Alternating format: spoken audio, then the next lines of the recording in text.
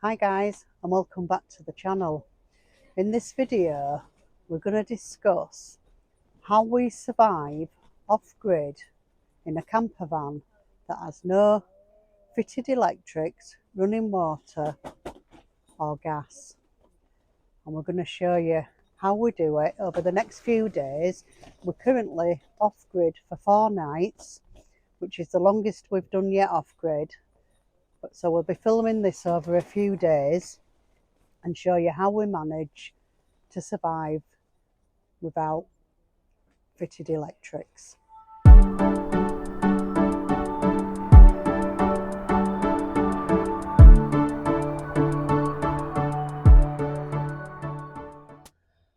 So this is day one and we're all set up on our site.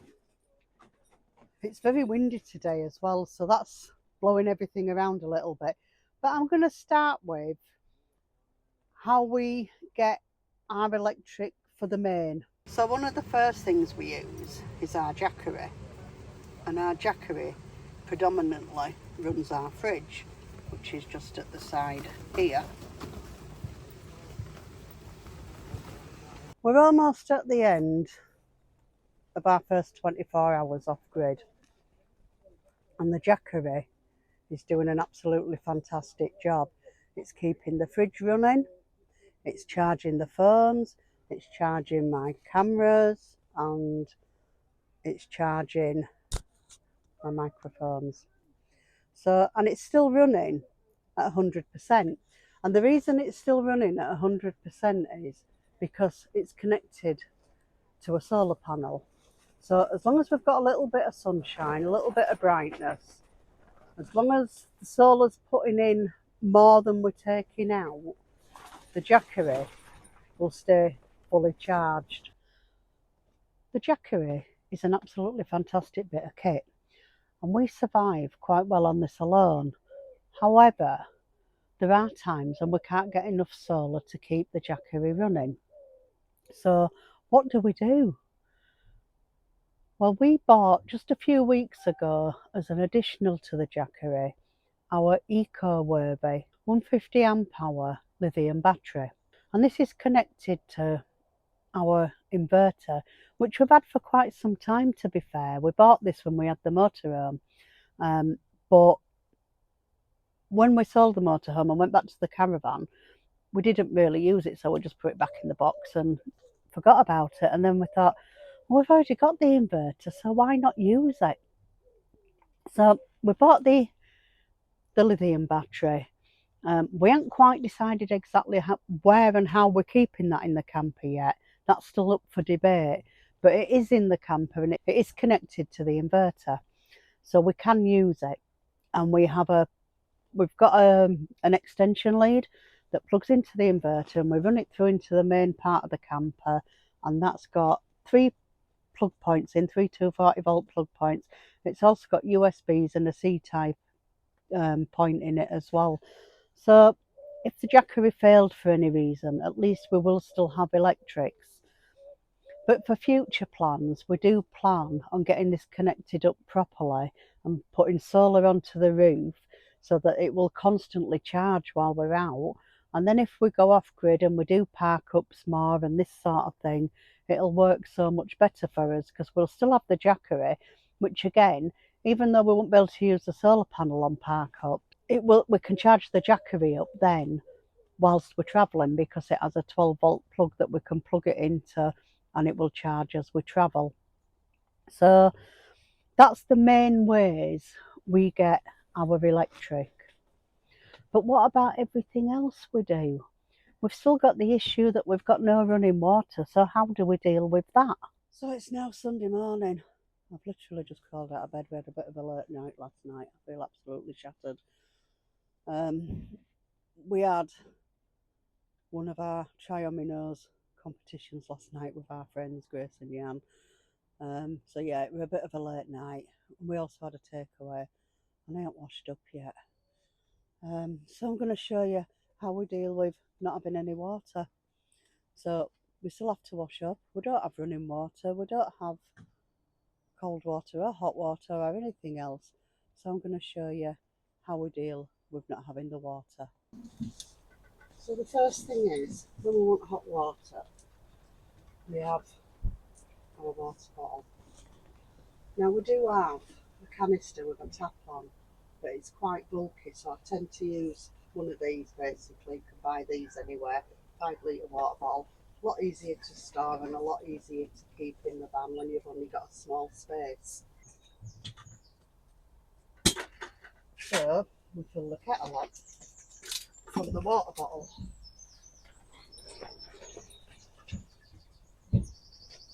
Quite a bit in because obviously we're washing up. Put the lid back on and put it on the stove. So we have our gas stove rather than electric stove. Let's turn the gas on.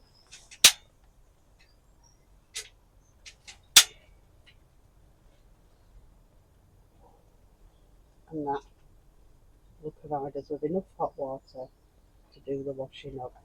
So while I've been waiting for the kettle to boil, I thought I'd get dressed, do my hair, put my face on, you know, all that sort of stuff. Which again is just the same as anywhere else. You don't need electric, you don't need gas, you don't need water. So I've just moved the washing up bowl onto the camping table to wash up, because then I don't break my back trying to wash up. So I'm going to add some hot water into here and I'm going to get the pots done.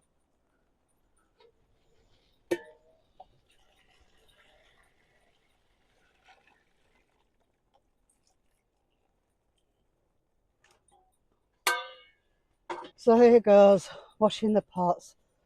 I don't even do washing the pots, you know. Normally Andy's job at home. I cook it, he cleans it. But for some reason, when we're away, I seem to cook it and clean it.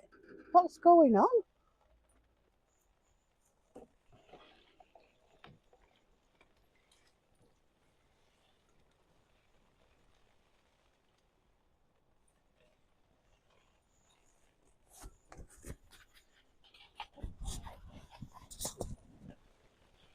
And of course, you've got to dry them as you go because I ain't got a draining board.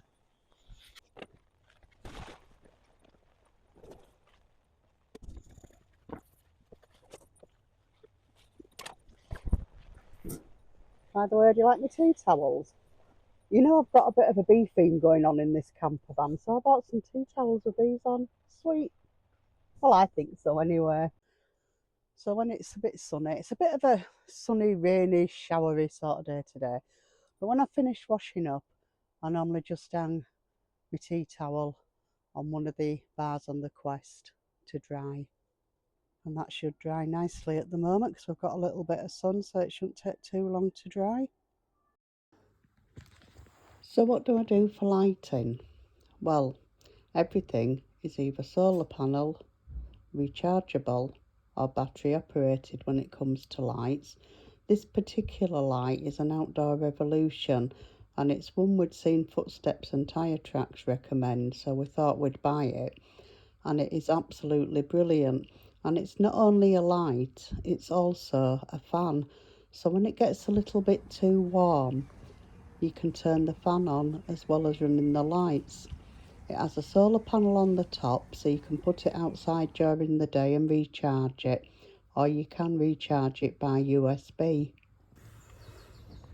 Morning guys, it's our last morning, but guess what?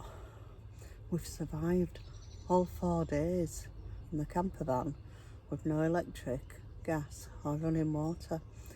The Jackery is on 91% this morning, so it's run through the night, running the fridge, charging things up, and it's only lost 9%.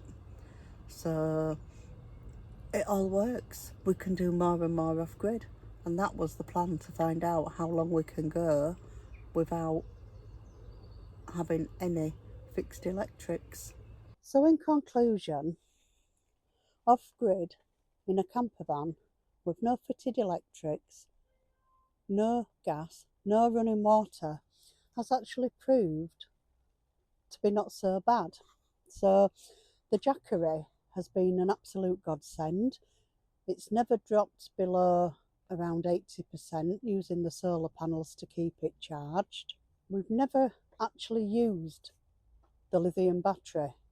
We haven't needed to, but it is useful to have as a backup just in case. We have, however, gone through quite a few gas canisters in the stove, but if you buy them in bulk as I do, they're not that expensive and it still works out cheaper than using a proper campsite.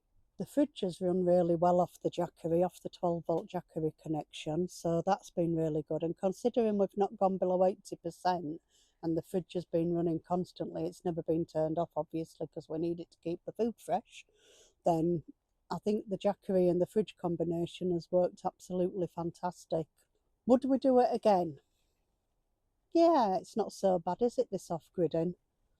It's a little bit different. It's not so bad as we are at the minute because we're actually on a rally, so we've been able to put the Quest up. So maybe the next trial will be to off-grid without having the Quest and that sort of thing up and see how we'd cope. But certainly from an electrical point of view, I don't think it would be an issue. So if you've got any comments that would make life easier for us, any ideas of anything that would make life easier for us camping off-grid in a camper van without an electrical system, please drop it in the comments below. Let us know what you think. We'd love to hear from you. You may be able to provide us with some good ideas. So drop us a comment. Don't forget to hit the notification bell to get updates of future vlogs. And from me this time, that is it. And I'll see you on the next vlog. Bye for now.